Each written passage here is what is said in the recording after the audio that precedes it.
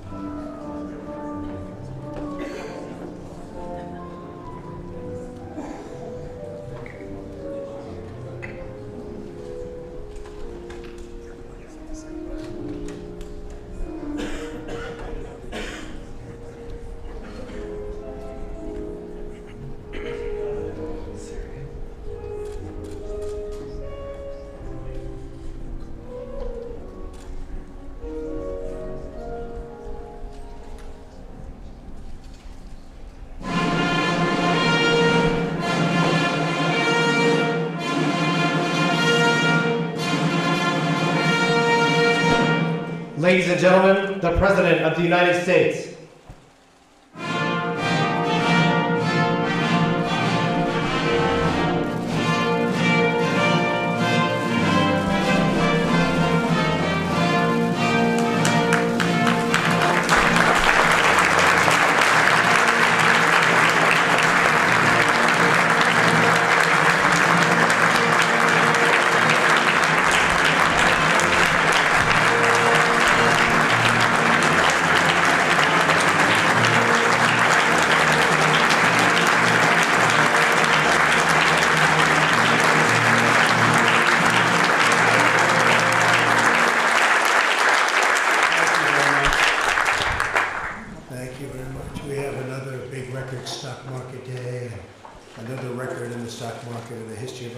Which to me means jobs and a lot of other things. We're doing really well. Just wanted to let you know, I think it's the 119th day that we've set a record.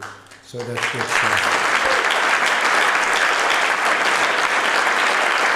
So good afternoon, and thank you all for being here as we celebrate a profoundly historic milestone and a truly momentous achievement.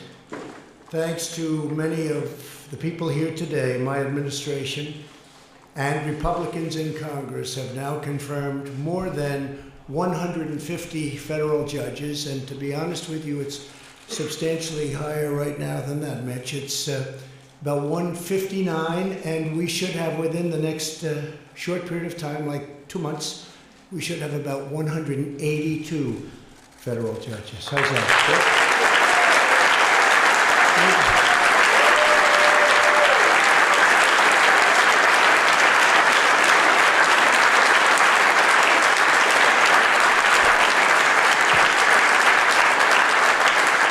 So often, percentage-wise, you'll never beat one man, and we know who that is. George Washington, 100%. But in terms of, I'd like to say quality and quantity, we are going to be, I think, just about number one by the time we finish, number one of any president, any administration. So I want to thank all of you for the incredible job you've done. That's really fantastic. Thank you very much. It's a big statement.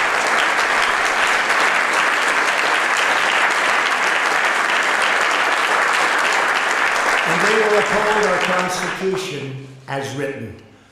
These distinguished men and women are some of the most gifted scholars, respected jurists, and finest legal minds ever placed on the federal bench. Together, we're restoring American freedom, defending American justice, preserving the extraordinary vision of our founding fathers. We're delighted to be joined on this special occasion by Vice President Mike Pence. Thank you, Mike, very much. Thank you, Mike. And Attorney General Bill Barr. Thank you, Bill.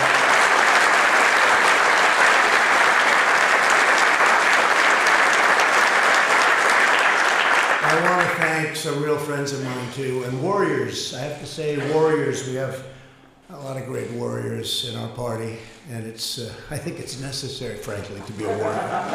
If you're not, you got a problem, right?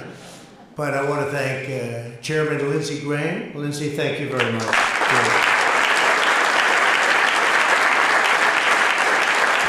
A very special man, and his man is so popular in his state, I don't even think they're going to run anybody against him anymore. They've given that up. Chuck Grassley, right, Chuck?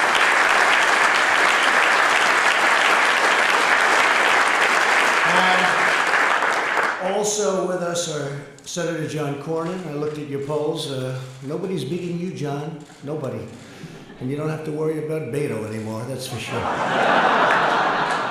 From Texas. He doesn't like guns, religion, or oil. He knocked out all three candidates. Somehow in Texas that won't work. I don't think that works anywhere, Josh. That doesn't work anywhere. Good. John Cornyn, Mike Lee. Mike, thank you very much.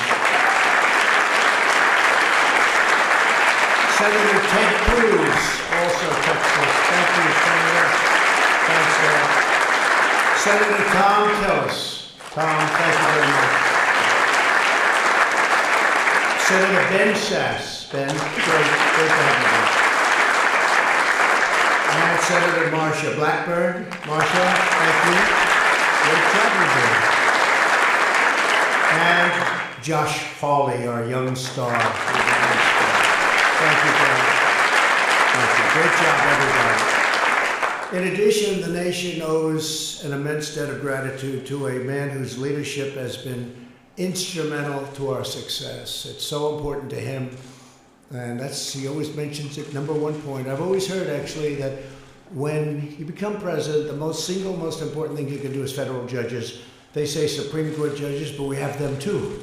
But federal judges. And, based on that, I think there's nobody that's done a better job ever than Senator Mitch McConnell.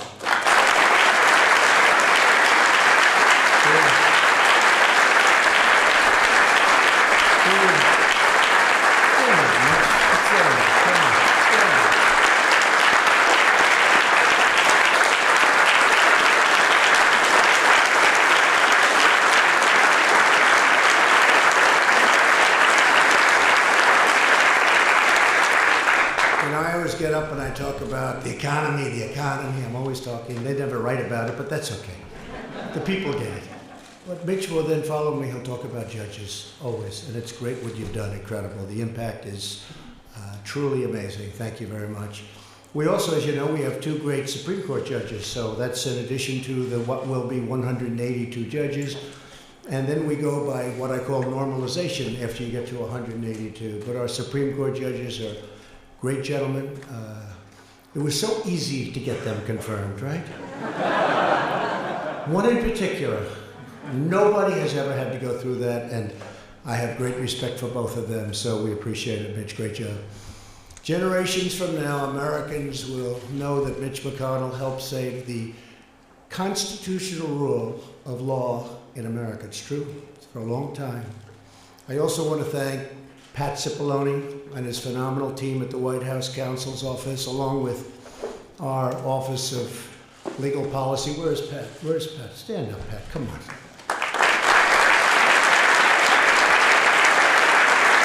He's the strong, silent type. Strong, he's very strong, silent. Great job you've done. Very great.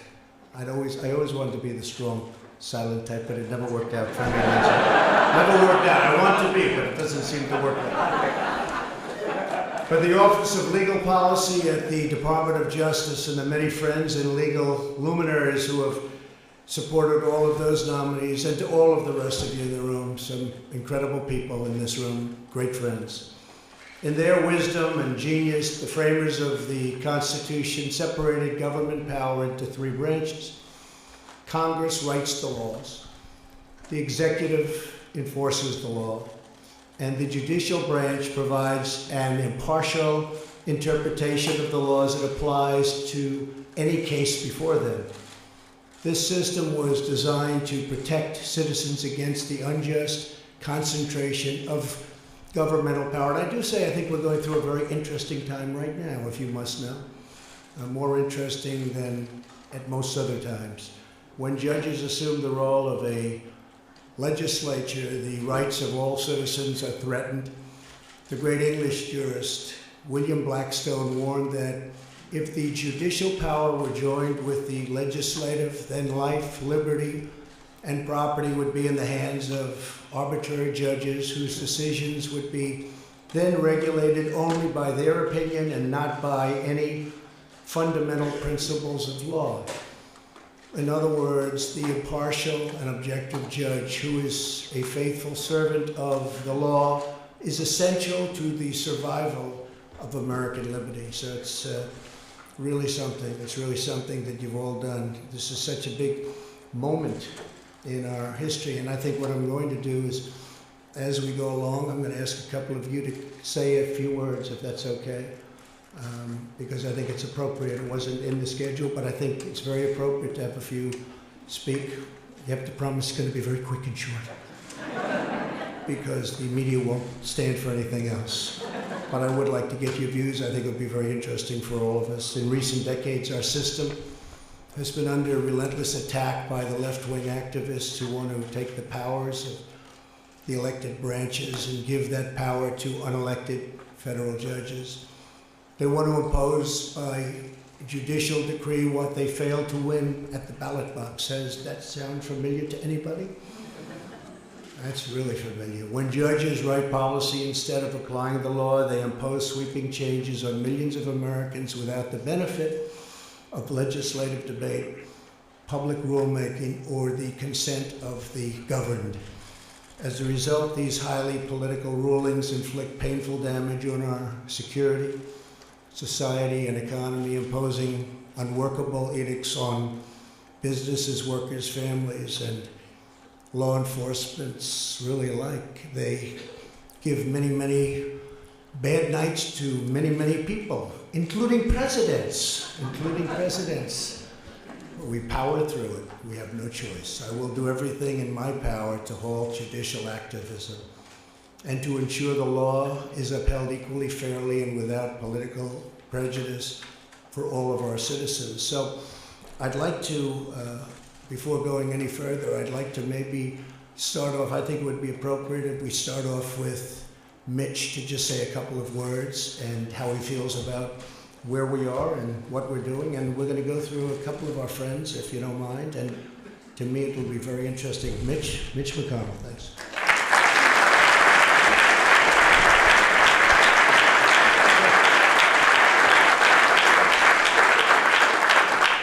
Well, Mr. President, I'm reminded of election night when I realized that not only had you won, but we had taken the House, we had held the Senate, and this was going to be one of those unusual periods where Republicans had all three branches.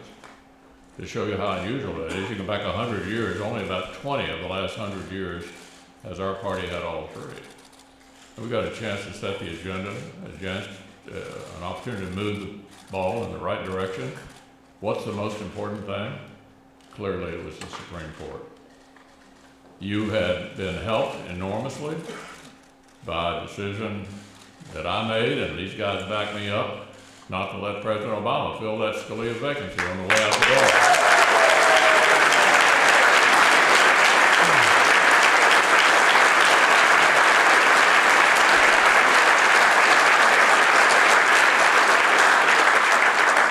And boy, you didn't blow it. Neil Gorsuch is an all-star, isn't he?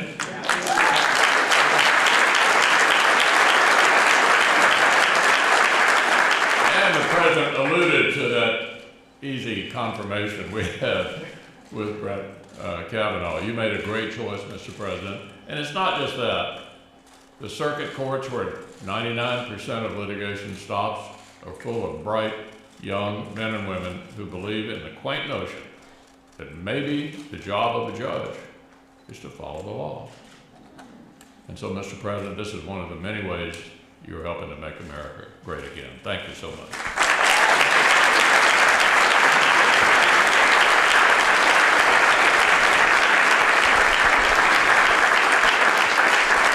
Thank you very much. You know, it is true, when I first came to office, because of what I said before, that I've always heard how important it is, the choice of judges and the number of judges.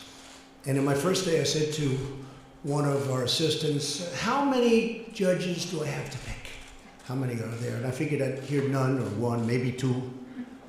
They said, so you have 142. I said, no. Tell me truth. I want the truth. None. That was it. And I say, thank you, President Obama, very much. But it was 142 empty slots, and nobody can believe that. And I couldn't believe it and didn't believe it, but now I believe it, because now we've got so many approved, and we're going to hit that magic number, and then it's going to be a lot more from there, because you do have a lot of, through normalization, leaving and other reasons, retiring. I never want to mention the D word, the death word. I won't mention death, but that happens too. But we're going to be picking up a lot. A man that I have a lot of respect for, and everybody does in the Senate, Chuck Grassley. Come up and say a couple of words, Chuck. Come on.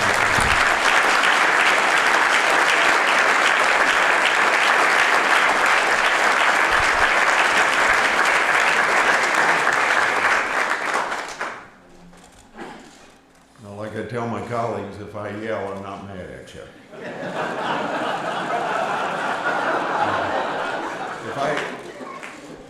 Let me say what set the stage for this before any of us had anything to do with this. you ran on a platform that no other president has run on to tell the type of people that you were going to put on the Supreme Court.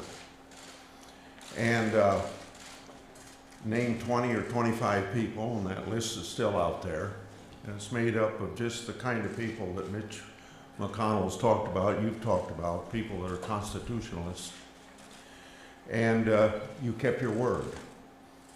And 20% of the people voted for you based on the proposition of the kind of people you were going to put on the Supreme Court. So a lot of candidates for any office run on a platform, but they don't stand on that platform. And I think what's important about not only the judges that you have appointed along the lines of what you promised the people you're going to appoint, but also a lot of other issues that you stand for. And the people of this country ought to be complimented that we have a president that said he was going to run on a platform, and he stands on that platform, and he should take advantage of judges.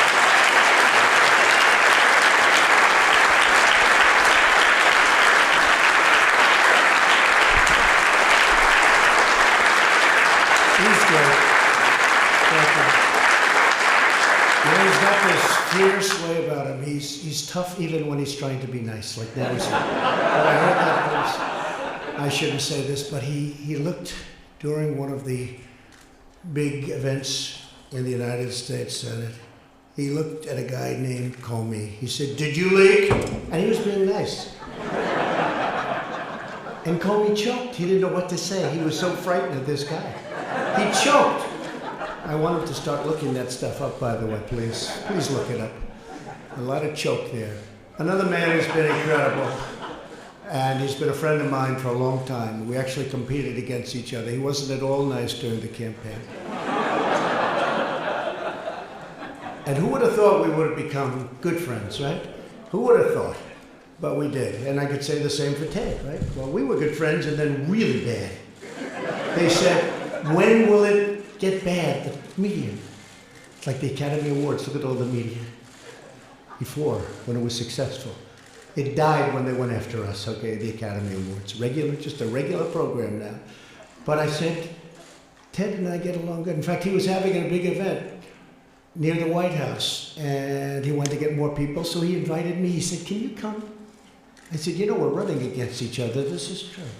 And the press said, "Well, you two guys are actually campaigning together, and yet you're fighting each other for the nomination." And I said, "That's right, we like each other. We get along great. I think he's great. We both had this incredible relationship." I said, "But don't worry, it'll end. And when it ends, it'll be really bad, probably worse than normal." And it was vicious for about 4 months, but then we have a great relationship again. It was a pretty bad one for a little while, right? They didn't even think how bad it would get, but it has been. It's been great, Ted. Lindsay, I'd like to have you come up and say a few words. You've been terrific. Thank you very much. Thank you. Well, in theory, at 4 o'clock, we're going to vote on 2 more judges. So move this thing forward.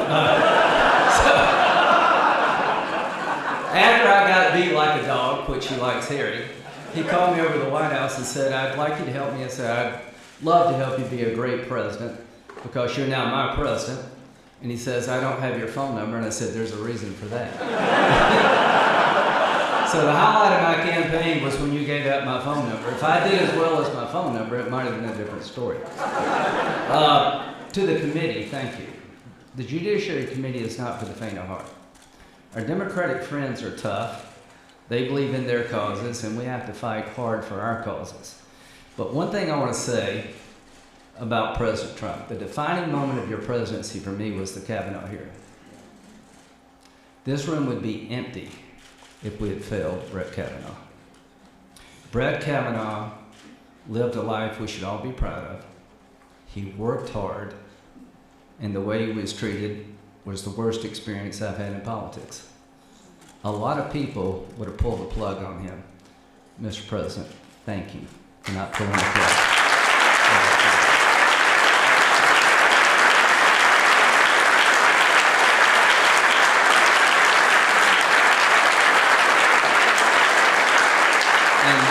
let me tell you why it's important. Who would have been after Brett if he had went down? What conservative young lawyer would want to go through this if we'd failed Brett Kavanaugh? So Chuck was right. When you run and you get reelected a year from now, one of the main reasons is that people in the conservative world believe that you fight for judges. God bless you.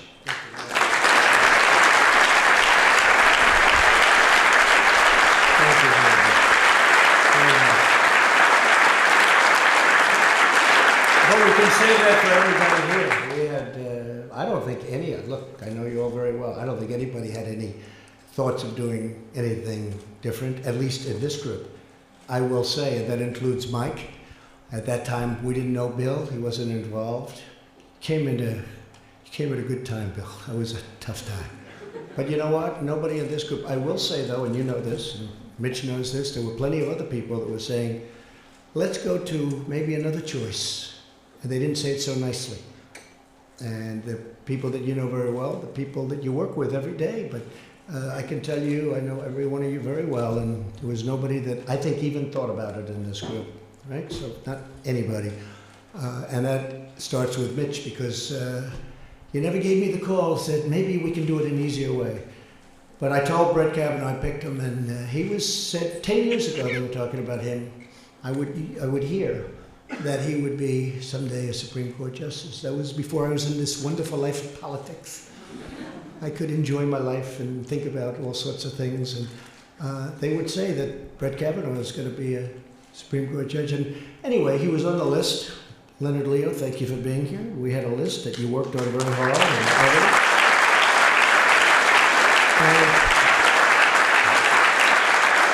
And it did have an impact. It really did have an impact on the election, if you think about it, because people knew me very well, but they didn't know. Was he liberal, conservative? Who are the judges? And I'd hear so much about, but who are your judges? And I did come up with an idea to pick 20 and 25 people.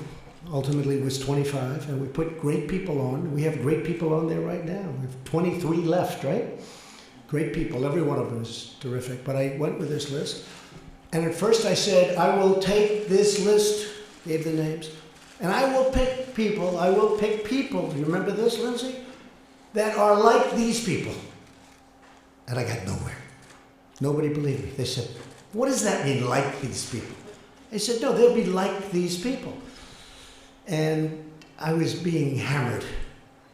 They said, say it, President, or potential President. I said, okay, it will only be these people. And that's what we have, and that's where it is. And they were just so respected as a group, and still are. That's an incredible group of people. I could take anyone, literally, and that had a big impact. But I said to Brett Kavanaugh, I said, so Brett, you're the one. You're the one. He was so honored. He said, sir, this is the greatest day of my life. And I said, I just want to congratulate you. It's an amazing thing that I'm doing it and that you're receiving it. He said, sir, thank you very much. I said, Brett, let me tell you something. This approval process that you're going to go through will be so fast and so easy. You're perfect. Perfect life, perfect family, perfect education, top scholar, best schools. Brett, this is going to be so easy. Little did he know. Little did he know. But I'll tell you what, it really represented something. It represented unfairness. And some of those people that came forward, to my way of thinking, all of those people that came forward, I thought it was disgraceful what happened. And I want to thank all of my Republican colleagues for standing up tall for a man who really didn't deserve what he went through. Nobody could have believed a thing like that could have happened to a man like that. And you could almost say to anybody, because nobody's ever seen anything. Nobody's ever seen anything like it. But he hung in strong too. He also hung in strong. You know, there were plenty of people, I'm sure, that say, you gotta cut yourself loose. He didn't want to do that. So it was a very important day, Lindsay, and you were a big part of it. I think your ratings went from about 50 to about 82, as I see them now, Lindsay. 82 with one little speech at last. He made one speech, and one little few remarks that lasted for about a minute, and They were historic. They really were. They were historic. The delivery, the words, the whole thing was very important, and what you did was something very special, so thank you very much. So important. From the beginning of my campaign, I promised to appoint judges who will adhere to the true and original meaning of our Constitution. This afternoon, that promise was made, and that promise was kept, and I think many times over. Later today, the Senate will vote on our 158th new judge, and that's why I'm going to let you get out of here so quick. Of course, if you're not there, I guess, Mitch, nothing's going to happen, so it doesn't matter. So I'll keep you a little bit away. But we will have confirmed, as I said, 112 judges to the federal district courts, 44 judges to the federal circuit courts, and 2 outstanding judges to the United States Supreme Court. And that number is rapidly rising. Now, 1 out of every 4 circuit judges currently on the bench was appointed by this administration, and that number has now exceeded that by quite a bit. No president in history has confirmed as many circuit court judges, even close, not even close, in such a short period of time. The average age of my newly appointed circuit court judges is less than 50. A young, smart, that's 10 years younger than President Obama's nominees. The pace of appointments is only accelerating. It's going very quickly. And then, you know, at some point, we're going to have to slow it down because we're not going to have any openings, you know that. But we'll find them. We'll find them. We'll find them. Would you like to add a few judges? And that wouldn't be a bad idea. How about adding another 100 or so? We'll be able to find. But we're on track to have more judges confirmed this year than in the prior 2 years combined for us, and will be a record in history, a record the number of judges that we're getting in just a short period of time. Once all pending nominations are confirmed, I will have appointed about 219 judges, and that number will go up very substantially from that. But the more gains we make, the more aggressive the hard left has become. I probably shouldn't even be making this speech right now. I'm just driving them crazy. They'll go back and they'll have even more craziness than they've had in the last 3 years. Can you imagine? 3 years already. 3 years. Who could believe it? Almost. In fact, in 2 days less than a year, we'll be fighting an election. And we actually had a very big night last night. We had some tremendous results last night. And I'll be leaving for Louisiana. I think we're going to have a great result in Louisiana. But one of their favorite new tactics is the nationwide injunction. This very destructive practice enables any one of 673 district judges to single-handedly invalidate critical executive actions and stop the enforcement of duly enacted law. We've had it many times, especially when it comes to our border. And when you see what's going on the other side of the border, people are starting to say, you know, maybe he is right about the wall, and maybe he is right about having a very strong border. The other side wants open borders, which brings tremendous crime, and now people are starting to see. A lot of people have told me that over the last couple of days. They're starting to get the border thing. The activist left only needs to find one partisan resistance judge anywhere in the country to agree with them. On perhaps no issue have these district court injunctions been more brazen and damaging than in the area of immigration. In case after case, judges are prohibiting us from enforcing the plain letter of the law. And you know that better than anybody, the people in this room. For example, federal law authorities expedited removal of illegal aliens apprehended within 2 years of entry. But a district court judge declared the law could only be applied to illegal aliens caught within 14 days. That's a tiny group of people, just a small fraction of what the law expressly allows. In the words of the late great Justice Antonin Scalia, whose son, thank you very much for the approval, Gene is now our Secretary of Labor, he's a great young guy. A good judge must suppress his personal views and must decide each case as the law dictates, not as he would have resolved the matter if he had drafted the law.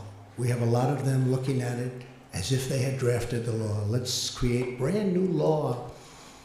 Justice Scalia was correct. If federal judges want to write the law, they should run for Congress. Let them run for office. You think this is easy? It's not easy. It's not easy. It's not easy, fellas, is it? It's nasty. Nobody told me it was going to be this nasty. But that's what they have to do. Let them run for office and let them do what they're supposed to do. Let them do the job the way it's meant to be. In recent years, the left-wing assault on our Constitution has also become a personal assault on the nominees themselves. It's nasty out there. And you're right, Lindsay, one of the reasons it was so important was that people watch this and they don't want us giving up on them. They don't want us, oh, let's take the next one down the pike. That would have been easier, by the way. It would have been much easier, but they don't want to see that. Nominees have been attacked in hearings for their religious beliefs. Our entire nation was stunned by the cruel campaign of lies and slander and abuse that was hurled at Justice Brett Kavanaugh, but we refused to cave in, and the left-wing mob, we will never, ever allow that to happen. Will we give up? Will we cave in? Even if it's by far the easy decision to make. When it comes to defending our freedom, Republicans will not back down. We will never, ever give up. While I'm your president, we will continue to nominate highly qualified judges who truly love our Constitution. And I know that Leader McConnell and Chairman Graham are absolutely committed to getting them confirmed quickly. And they have been going quickly. Of course, I'd like to get some other people confirmed too, please. Some of the other people, Mitch would say, well, we got to do the judges first, and I always agree with him. I have a lot of people waiting over there, but he says, I want those judges, and I agree with him. Every judge we have placed on the bench will hear thousands of cases over their careers. They will ensure equal justice for every party before them, regardless of age, race, income, religion, beliefs, or background. And they will safeguard the birthright of liberty that belongs to every man, woman, child in our land. But it is not merely their responsibility to protect and defend the Constitution. It's our responsibility as well. Every American shares that glorious duty we have inherited as citizens of the greatest and most exceptional country the world has ever known. And we have to keep our country as the greatest the world has ever known. Because that great title can end if we are foolish and if we make mistakes. You see what's happening? You see what's going on? You see the statements that are made? And the ideas being put forward. It would no longer be a great country, certainly not for very long.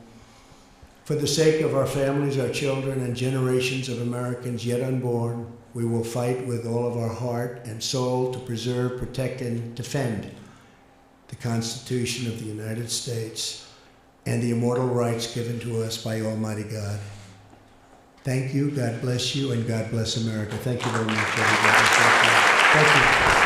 Ladies and gentlemen, please remain in your seats as the President departs for East Room. Thank you.